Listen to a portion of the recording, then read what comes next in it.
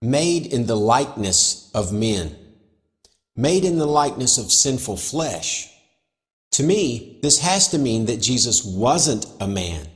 He had not enveloped himself in real sinful human flesh.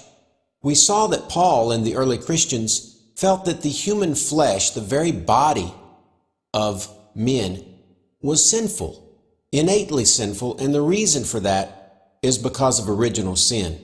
So they couldn't possibly have thought Jesus had been born of a sinful woman. We saw this idea of becoming like a man in the ascension of Isaiah, where Jesus descends through the levels of heaven to take on more and more the appearance of a man. And we saw the phrase, "They will think he is flesh and a man." To me, that has to mean that Jesus wasn't an actual man. He merely looked like a man. And this was enough for the demons to kill him. And we saw corroboration that the demons were the one who killed Jesus, because the Romans nor the Jews would have killed Jesus just because he looked human. But that was good enough. That was a good enough reason for the demons to kill him. And inadvertently, by killing him, they instigated God's plan of salvation.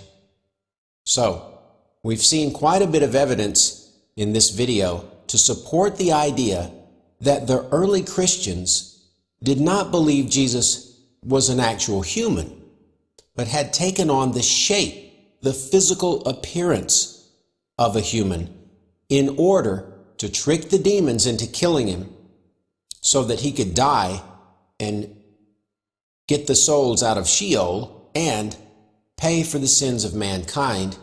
And all of this happened in the mythical realms of heaven.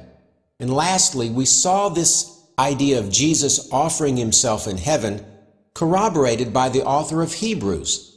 We learned that Jesus could never have been a high priest at all if he was on earth, and that Jesus offered himself in the heavenly tabernacle, not an earthly tabernacle made by human hands. So, the evidence is now out on the table, and you can judge it for what you think it's worth. Well, I don't know what the next Jesus Myth video is going to contain, but all I do know is I'm getting pretty hungry, and I think I'll eat this biscuit. Ow! Why, it's not a biscuit at all. It's a sculpture of a biscuit. Dang it. But one thing I can say is, it certainly has an amazing likeness to a biscuit.